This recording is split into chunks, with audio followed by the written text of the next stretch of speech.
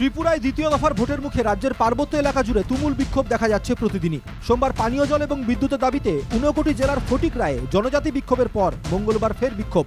গ্রামের বাসিন্দাদের অভিযোগ, স্বাধীনতার পর 7টি দশক পেরিয়ে গেলেও গ্রামে নেই রাস্তাঘাট, নেই পানীয় জলের ব্যবস্থাও। শুধু ভোটের সময়ই দেখা মিলে স্থানীয় বিধায়কের।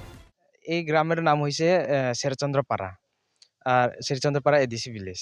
আমরা দামসরা আরডি ব্লক আর পানিসাগর 58 কনস্টিটিউয়েন্সি পরে। আমরা এমএলএ হয়েছে বিনয় ভূষণ দাস। তাই আমরা দীর্ঘদিন বলতে অনেক দিন, আমরা ভারত স্বাধীন হওয়ার আগে থেকে আমরা দাদুর বাবা মানে অনেক বহু বছর ধরে আমরা এখানে আছি। তে অত সময় থেকে যেমন ধরো সিপিএম গেল 25-30 বছর গেছে, তবু কোনো জলের বা রাস্তার কোনো পাত্তা নাই। তারপর আইসে বিজেপি সরকার 2018-তে। আমরা নিজেও সব বুথ দিছে বিনয় ভূষণ দাসরে, তে আমরা জিতাইছি, জয়যুক্ত করছে।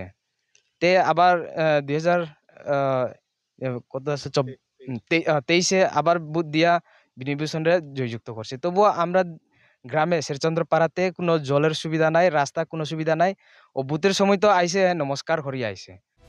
পানীয় জল, বিদ্যুৎ এবং রাস্তার দাবিতে ভোট বয়কটে ডাক দিলেন শেরচন্দ্রপাড়া তথা ধুমচড়াই এডিসি ভিলেজের মানুষ।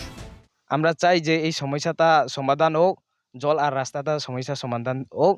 নাইলে আমরা এই লোকসভা ইলেকশনটা আমরা বয়কট করব। আমরা পুরা গ্রাম, আমরা এখানে ভোটার আছে 320 উপরে আছে ভোটার। আমরা পুরা বয়কট করব। 26 তারিখে আমরা যাইব না, আমরা পুরা রাস্তা ব্লক করব, আমরা ভোট বয়কট করব আর কি। বছরের পর বছর ধরে জীবন ধারণের মৌলিক চাহিদাগুলি মেটেনি শেরচন্দ্রপাড়া তথা থুমচড়াই এডিসি ভিলেজের মানুষের। একের পর এক সরকার এলেও তাদের দিকে কেউ ফিরেও তাকায় না বলে অভিযোগ। এবারে ভোট বয়কটে ডাক দেবার পর পাহাড়ের মানুষদের ক্ষোভ মেটাতে সরকার কি পদক্ষেপ নেয় সেটাই দেখার। কুমারঘাট থেকে জনি ভট্টাচার্যের রিপোর্ট, এনকেটিভি বাংলা।